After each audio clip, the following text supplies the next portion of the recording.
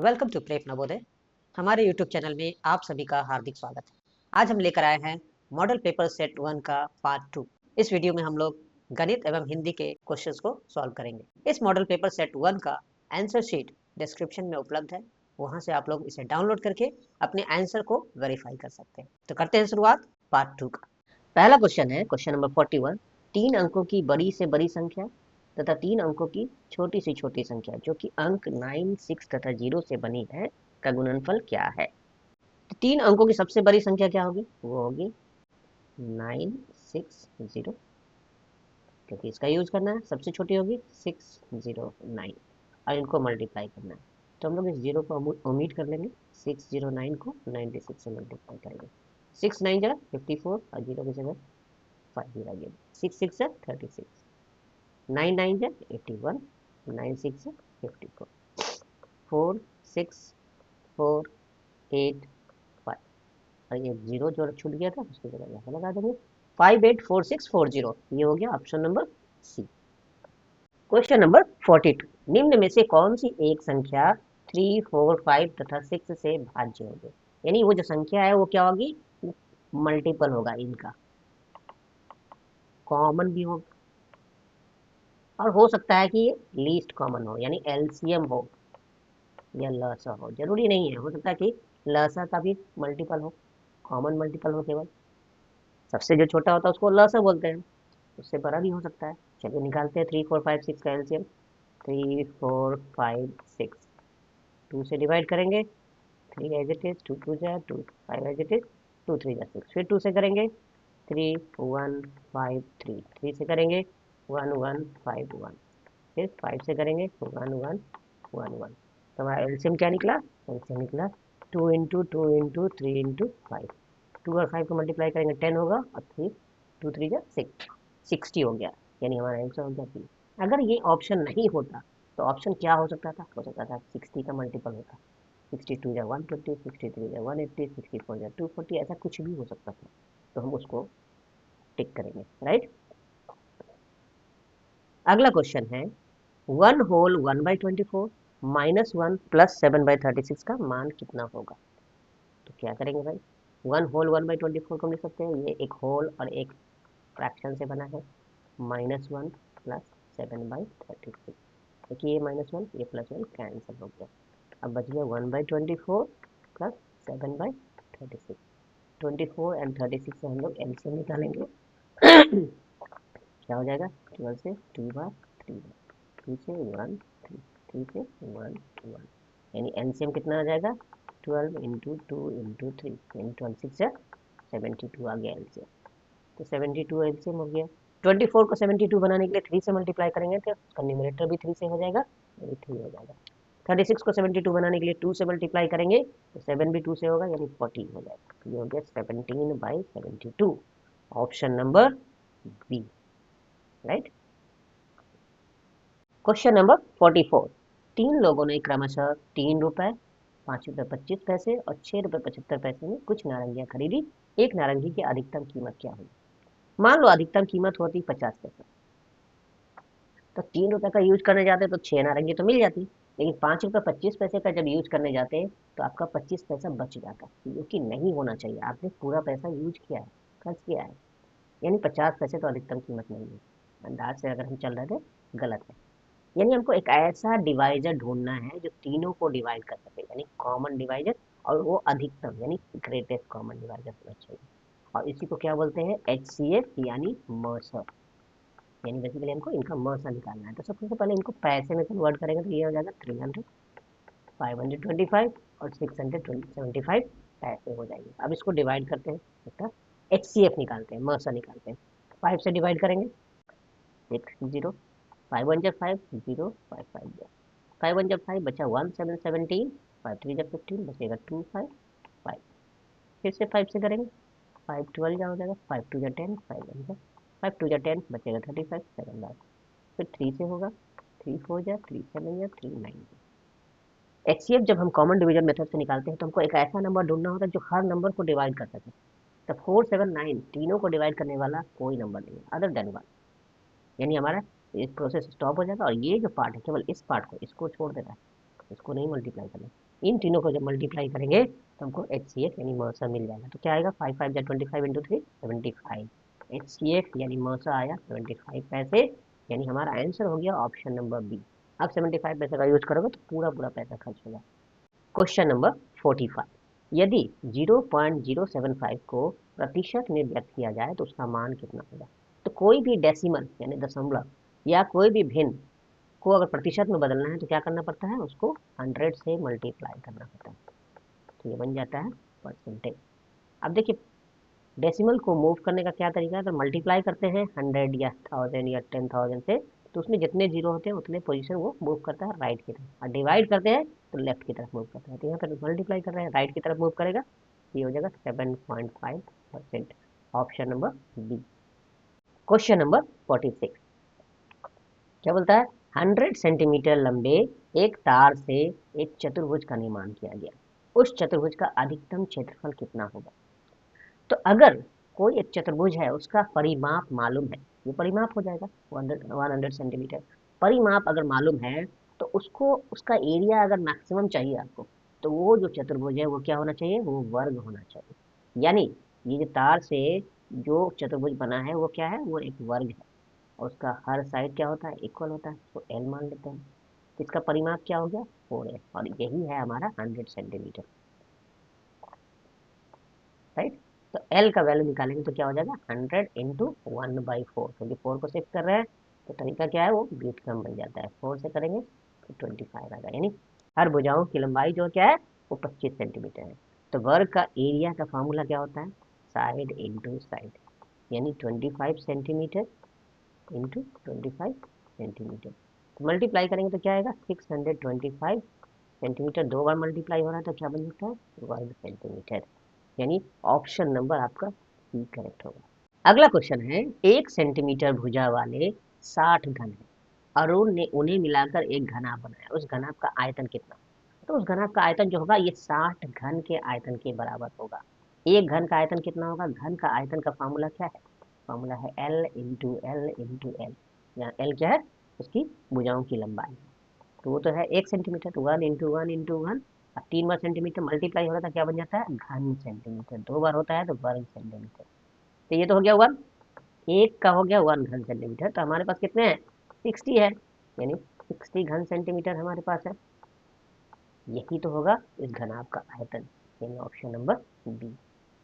Question number 48 क्या बोल रहा है, 5 माइनस ब्रैकेट में है 2 whole 1/2 minus 3/4 plus in bracket 3 whole 1/2 minus 1 whole 1/4। तो क्या करेंगे, सबसे पहले बोर्ड मास के हिसाब से सबसे पहले ब्रैकेट के अंदर का काम होता है। तो 5 माइनस 2 और 4 का एल्सियम निकालेंगे, पहले इसको कन्वर्ट कर लेते हैं, 2 2 जब 4 1 5/2 माइनस 3/4, और ये हो जाएगा 2 3 6 1 7/2 माइनस 4 1 4 एंड 1 5/4, ऐसा हो जाएगा। 2 और 4 का एल्सियम तो सीधा सीधा मालूम है 4 होगा, एल्सियम हो गया 4। 2 को 4 बनाना है, 2 से मल्टीप्लाई करेंगे, यानी 5 को भी 2 से करेंगे, 4 में कुछ नहीं चेंज करना है, यानी न्यूमरेटर वैसा ही रह जाएगा। यहाँ पे भी 4 हो जाएगा एल्सियम, 2 से मल्टीप्लाई करेंगे तो ये 14 हो जाएगा माइनस 5, यानी ये क्या बन गया 5 माइनस ये हो गया 7/4 हो गया, ये हो गया 9/4 हो गया, राइट। तो 5 माइनस 7/4 प्लस 9/4, यहाँ पे भी 1 है, तो सबका एलसीएम क्या हो जाएगा 4 हो जाएगा, राइट। 1 को 4 बनाना है तो 4 से मल्टीप्लाई करना होगा, तो 5 को भी 4 से करेंगे 20 हो जाएगा, माइनस इसको कुछ नहीं करना है, इसको भी कुछ नहीं करना है, क्योंकि इनका डिनोमिनेटर और जो है ऑलरेडी 4 है। तो 20 माइनस 7 13 होता है, प्लस 9 करेंगे तो 22 होता है, 22/4, 2 2 जा 2 11, तो ये हो गया 11/2, और इसको जब हम मिक्स फ्रैक्शन में कन्वर्ट करेंगे तो 2 5 जा 10 बचेगा 1, 5 होल 1/2 हमारा आंसर होगा, ऑप्शन नंबर सी। अगला क्वेश्चन है, संपूर्ण क्रांति एक्सप्रेस पटना से 5:50 अपराह्न, अपराह्न का मतलब हुआ आफ्टरनून, को खुलती है, मतलब नून के बाद, और अगले दिन 8:15 पूर्वाह्न को दिल्ली पहुंचती है। पूर्वाह्न का मतलब हुआ नून के पहले, ठीक है, यानी ये जो टाइम है ये है पीएम, और ये जो है एएम है अगले दिन। यानी गाड़ी जो है स्टार्ट हुई है 5:50 PM में मान लीजिए आज, तो पहुंचेगी कल सुबह 8:15 AM में।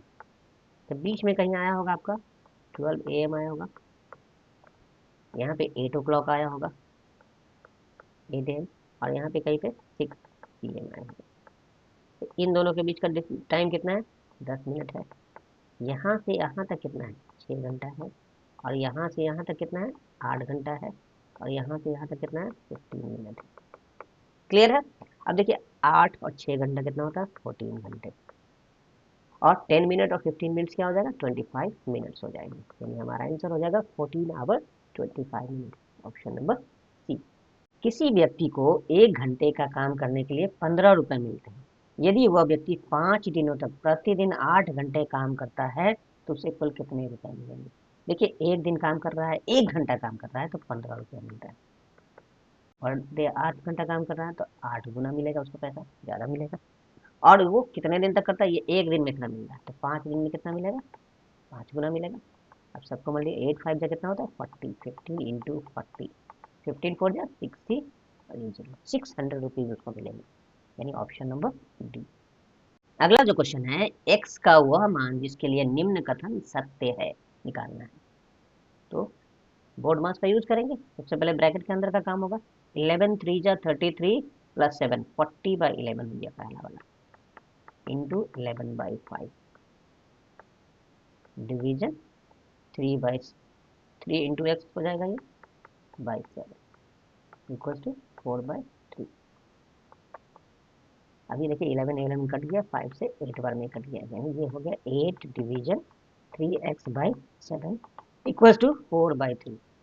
और अब क्या हो जाएगा? ये 8 ये इंटू में कन्वर्ट हो जाएगा, ये उल्टा हो जाएगा 7/3 इक्वल टू 4/3। अब तो कुछ भी कट नहीं रहा है। अब क्या करेंगे हम लोग? 8 into 7/3 into X equal to 4/3। अब हम लोग क्या करेंगे? ये x को यहीं छोड़ देते हैं, बाकी सारी चीज़ों को शिफ्ट कर देते हैं। तो क्या हो जाएगा? ये 1/x हो जाएगा, ये x नीचे में है, और ये 4/3। अच्छा, ये शिफ्ट होगा 8 इंटू 7/3, तो ये उसका उल्टा हो जाएगा, यानी 3/8 इंटू 7। 3 कट गया, 4 से ये 2 बार में कट गया, यानी ये आ गया 1/2 इंटू 7 यानी 14। 1/x अगर 1/14 है तो x क्या हो गया? 14 हो गया। यानी हमारा आंसर हो गया option number B. Question number 52, 1 2 3 2 3 4 3 4 5 के अगले दो पद क्या होंगे? तो अगर आप ध्यान देंगे तो क्या हो रहा है, पहला नंबर तो वही रह जा रहा है, दूसरा तीसरा नंबर अगले नंबर में यूज हो रहा है, और फिर उसका नेक्स्ट नंबर 2 3 तो 4। फिर देखिए ये 3 4 यूज हो गया और नेक्स्ट नंबर आ गया। अब क्या हो जाएगा? 4 5 यूज हो जाएगा और नेक्स्ट नंबर 6 आ जाएगा। अब क्या होगा? 5 6 यूज हो जाएगा और नेक्स्ट नंबर 7 होगा। यानी ये ऑप्शन हमारा होगा करेक्ट। तो ये होगा option number C. Question number 53, वह कौन सी संख्या है जिसे 17 से विभाजित करने के बाद भागफल 23 और शेष 7 प्राप्त हो? तो इसके लिए रूल क्या होता है? वो जो संख्या होगी वो क्या है? एक भाज्य होगी। उसका फॉर्मूला क्या है? भाजक इंटू भागफल प्लस शेष। ये है फॉर्मूला, इसको आपको बहुत अच्छे से याद रखना है। यानी भाजक कितना है? 17, भागफल है 23 प्लस, यानी 17 को 23 से मल्टीप्लाई करना है। 7 3 का 21 बचेगा 2, 14 एंड 2 16, और 1 से करेंगे तो 23 होगा 193, और उसमें फिर 7 को जोड़ देंगे तो ये आ जाएगा 398, ऑप्शन नंबर बी। तो ये बेसिकली इसमें ये फॉर्मूला आपको मालूम होना चाहिए। भाज्य इक्वल्स टू भाजक इंटू भागफल प्लस शेष। अब अगला क्वेश्चन है, किसी दुकानदार ने 500 रुपये प्रति मेज की दर से 15 मेज खरीदे, 300 रुपये प्रति कुर्सी की दर से 20 कुर्सियां खरीदी। उसने इनके यातायात पर 40 रुपये खर्च किए। उसने इन मेज और कुर्सियों को 380 रुपये प्रति इकाई की दर से बेच दिया। यानी उसने खरीदा है मेज 500 के रेट से, राइट? 500 कितने मेज खरीदे? 15 मेज। तो क्या हो जाएगा? 7500 का मेज हो गया। 300 रुपये की दर से उसने कितने खरीदे? 20 कुर्सियाँ खरीदी। तो ये गया 3 2 6 होता है, और ये 3 0 6000 का कुर्सियाँ हो जाएंगी। और उसने 40 रुपये खर्च किए, यानी टोटल उसका खर्च कितना आया? 7500 6040 सबको जोड़ेंगे तो क्या आ जाएगा? 13,000 540 आएगा, राइट। और उसको बेचा है कितने में, 380 के रेट से। कितना कुर्सी और मेज है, 15 मेज है, 20 कुर्सी है, यानी 35 आइटम को उसने बेचा है 380 रुपये के रेट से। 5 0 जा 0, 5 8 जा 40, बचेगा 4, 19 हो जाएगा। 3 से करेंगे 0, 24, 2 और 9 2 11, जोड़ेंगे 0 0 3, बचेगा 1 3 11, यानी 13,300 में बेच दिया उसने। तो इसको तो नुकसान हो गया, ज़्यादा में खरीदा कम में बेचा तो नुकसान हो गया। कितने का, 4 2 240 रुपये का उसको नुकसान हो गया, यानी हानि हो गई। तो ऑप्शन नंबर कौन सा है, ऑप्शन नंबर ए है। अगला जो क्वेश्चन है, यदि दो कोणों का योगफल एक अधिक कोण है तो निम्न में से कौन सा संभव नहीं है। अधिक कोण क्या होता है, एक ऐसा एंगल जिसका मेजरमेंट जो है 90 डिग्री से बड़ा हो और 180 से छोटा हो, राइट। तो अब दो दो कोण बन रहा है और उनको जोड़ने पे अधिक कोण मिल रहा है, तो ये दोनों कोण क्या हो सकता है, या तो दोनों न्यून कोण होगा, दो न्यून कोण हो सकता है, यानी ये ऑप्शन तो नहीं होगा, हमको नहीं है वो वाला ढूंढना है। एक अधिक कोण और एक न्यून कोण, ये भी हो सकता है, तो ये भी नहीं चलेगा। एक समकोण तथा न्यून कोण, ये भी पॉसिबल है, लेकिन दो समकोण नहीं पॉसिबल है। क्यों, क्योंकि दोनों को जोड़ेंगे तो क्या आ जाएगा, 180 डिग्री, और ये एंगल क्या है, अधिक कोण है, तो ये 180 डिग्री से छोटा होना चाहिए, यानी ये ऑप्शन गलत है। यही हमारा आंसर होगा, तो गलत को ही ढूंढना है जो संभव नहीं है, राइट। अब अगला क्वेश्चन है, किसी साबुन की टिकिया की लंबाई 7 सेंटीमीटर, चौड़ाई 5 सेंटीमीटर और ऊंचाई 2.5 सेंटीमीटर। यदि किसी गत्ते के बॉक्स की लंबाई, चौड़ाई और ऊंचाई क्रम से 56, 40 और 25 सेंटीमीटर हो तो उस बक्से में ऐसी कितनी साबुन की टिकियां रखी जा सकती हैं। तो इसमें क्या तरीका होता है कि हमको गत्ते की बॉक्स की का आयतन मालूम करना होगा। क्या होगा वो, 56 इंटू 40 इंटू 25, क्योंकि वो एक घनाभ है, घनाभ का होता है L into B into H, और साबुन की टिकिया भी एक घनाभ है, एक छोटी घनाभ है। तो ये तो हो गया बक्से का आयतन, उसको डिवाइड करेंगे हम लोग साबुन की टिकिया के आयतन से, तो उसका आयतन क्या हो जाएगा, 7 इंटू 5 इंटू 2.5, राइट। अब देखिए 2.5 है, इससे अगर हम डिवाइड करें 25 को तो 10 बार में आ जाएगा, राइट। 5 से करेंगे तो ये 8 बार में कट जाएगा, और 7 से करेंगे तो ये 8 बार में कट जाएगा, नीचे का सब कैंसिल हो चुका है, यानी हमारा आंसर हो गया 8 इंटू 8 इंटू 10, 8 8 जा 64, ये 10 से मल्टीप्लाई होगा, 640 टिकियां रखी जा सकती है इस बॉक्स में, ऑप्शन नंबर बी। अब अगला क्वेश्चन है, 30 के गुणक यानी फैक्टर क्या क्या है। तो क्या तरीका होता है उसको, 30 को लिख सकते हैं 1 इंटू 30, फिर लिख सकते हैं 2 इंटू 15, फिर 3 से करेंगे तो 10 बार में, फिर 4 से नहीं होता है, 5 से होगा 5 इंटू 6। अब देखिए सब नज़दीक है, दोनों नंबर नज़दीक आ गया, हमारा प्रोसेस स्टॉप हो जाएगा। और ये जो नंबर लिखा हमने, 1 लिखा, 2 लिखा, 3 लिखा, 5 लिखा, 6 लिखा, 10 लिखा, 15 लिखा, 30 लिखा, ये हमारा सारे उसके गुणनखंड हो गए। 1 2 3 5 6 10 15 30, 1 2 3 5 6 10 15 30, option number C. Question number 58, दो संख्याओं का गुणनफल 5/4 है, उनमें से एक संख्या 5/6 है, तो दूसरी संख्या क्या होगी। मान लीजिए दूसरी संख्या x होगी, 5/6 और x को मल्टीप्लाई करते हैं तो क्या आता है, 5/4। अब हमको x को अलग करना है, 5/6 को शिफ्ट करेंगे, तो शिफ्ट करने का क्या रूल है, मल्टीप्लाई तो होगा लेकिन वो उल्टा हो जाएगा, 5 5 कैंसिल हो गया, 2 2 जा 4, 2 3 जा 6, यानी 3/2, ऑप्शन नंबर सी। किससे किसको डिवाइड करना है वो नहीं सोचना है, ये स्टेप आप सही लिखिए, और शिफ्ट करने का रूल आपको करेक्टली मालूम होना चाहिए, तो कभी गलती नहीं होगा। अगला क्वेश्चन है, 1/5/8 का दशमलव समतुल्य कितना होगा। तो हम लोग क्या करेंगे कि 1/5/8 का मतलब होता है 1 + 5/8, तो 5/8 का हम लोग दशमलव वैल्यू निकालेंगे, 8 से डिवाइड करेंगे 5 से, 5 को, तो ये छोटा है तो हम लोग क्या करते हैं, डेसिमल दे देते हैं, तो ये 50 बन जाता है, 8 6 है 48, माइनस करेंगे 2। अब डेसिमल दे दिया हमने, तो ये जीरो हम हमेशा लगा सकते हैं, एक जीरो, राइट। 8 2 जा 16, माइनस किया 4 आया, फिर एक जीरो लगा दिया, और 5 जा में 40 हो जाता है, खत्म हो गया, यानी हमारा डेसिमल बैलेंस इसका कितना हुआ, 0.625, तो 1 जोड़ेंगे तो 1.625, आंसर हो गया option number D. Question number 60, नीचे दिए गए ग्राफ का अध्ययन कर यह बताएं कि सी और डी ने कुल मिलाकर ए, बी और ई से कितने अधिक प्रश्न हल किए हैं, राइट। तो देखिए ए ने कितने प्रश्न हल किए हैं, ए ने किए हैं 4 प्रश्न, बी ने किए हैं 8, सी ने किए हैं 14, आपका डी ने किए हैं 10 आ जाएगा, और ई ने किए हैं 8।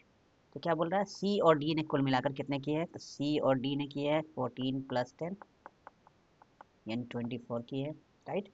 ए बी और ई ने कितने किए हैं, ए ने किए हैं 4, बी ने 8 और ई ने भी 8, तो ये हो जाएगा 20, यानी सी और डी ने कितने ज़्यादा किए हैं, इनसे 4 ज़्यादा किया है। आंसर हो गया ऑप्शन नंबर बी। बहुत ही आसान क्वेश्चन था। इसी के साथ ही हम लोग का मैथ्स का खंड कंप्लीट होता है। अब हम लोग भाषा यानी हिंदी का खंड स्टार्ट करेंगे। चलिए पहला क्वेश्चन देखते हैं, इंस्ट्रक्शन पढ़ लेते हैं। इस खंड में 4 अनुच्छेद हैं, प्रत्येक अनुच्छेद पर आधारित 5 प्रश्न हैं। अनुच्छेदों को सावधानी से पढ़ें और उसके नीचे दिए गए प्रश्नों के उत्तर दें। प्रत्येक प्रश्न के 4 संभावित उत्तर है, केवल एक उत्तर सही है। पहला अनुच्छेद पढ़ लेते हैं हम लोग। भारत की सभ्यता संसार की प्राचीनतम सभ्यताओं में से एक है। विद्या का केंद्र होने के कारण अनेक देशों से लोग यहाँ के महान गुरुओं के पास शिक्षा प्राप्त करने आते थे। उन दिनों भारत व्यापार एवं वाणिज्य का भी केंद्र था। भारतीय वस्तुएं विश्व भर में प्रसिद्ध थीं। पूर्व तथा पश्चिम से व्यापारी स्थल मार्ग तथा समुद्री मार्ग से भारतीय माल खरीदने आते थे। भारत अब फिर से वाणिज्य और उद्योग का केंद्र बन रहा है। अनेक देशों को भारतीय वस्तुएं भेजी जाती हैं। भारतीय तकनीशियन तथा वैज्ञानिक भारत से बाहर अनेक देशों में कार्य कर रहे हैं। तो पहला क्वेश्चन है, भारत इनका भी केंद्र था। भारत किनका भी केंद्र था, कला एवं संस्कृति का नहीं, व्यापार एवं प्रौद्योगिकी का, क्योंकि व्यापार के बारे में बातचीत हुई है इस पैराग्राफ में। ऑप्शन नंबर बी हो गया आपका करेक्ट। व्यापारी भारतीय वस्तुएं खरीदने आते थे क्योंकि वे वस्तुएं, देखिए यहाँ पे दिया है, भारतीय वस्तुएं विश्व भर में प्रसिद्ध थी, इसके लिए आते थे। यानी क्योंकि ये चीजें क्या थी, भारत में जो बन रही थी चीजें प्रसिद्ध थी, काफी फेमस था। इस गद्यांश के लिए कौन सा शीर्षक सबसे अधिक उपयुक्त होगा। बेसिकली इसमें भारत की महानता की बात की जा रही है। बहुत प्राचीन सभ्यता थी, विद्या का केंद्र था, व्यापार के लिए लोग आते थे, चीजें बहुत प्रसिद्ध थी यहाँ की, तो ये सबसे उपयुक्त शीर्षक होगा भारत जो महान था।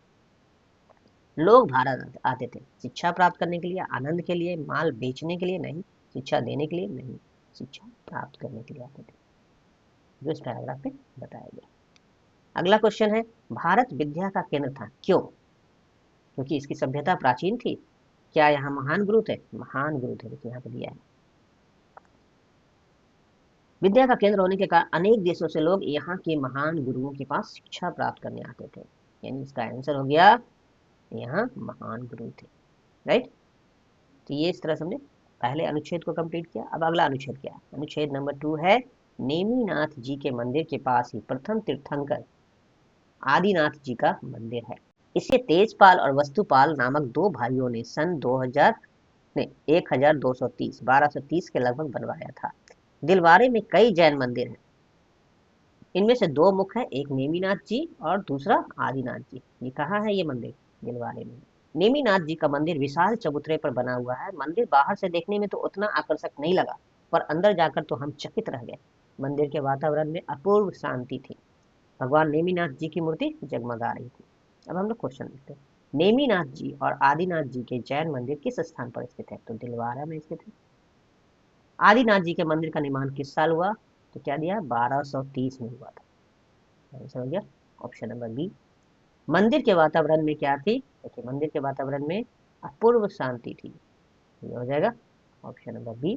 प्रथम तीर्थंकर आदिनाथ जी का मंदिर बनवाया था दो भाइयों ने, जिनके नाम थे, देखिए यहाँ पे दिया है, शुरुआत में दिया है, तेजपाल और वस्तुपाल नामक दो भाइयों ने बनवाया था, तो वो हम लोग लिख लेंगे ऑप्शन नंबर डी।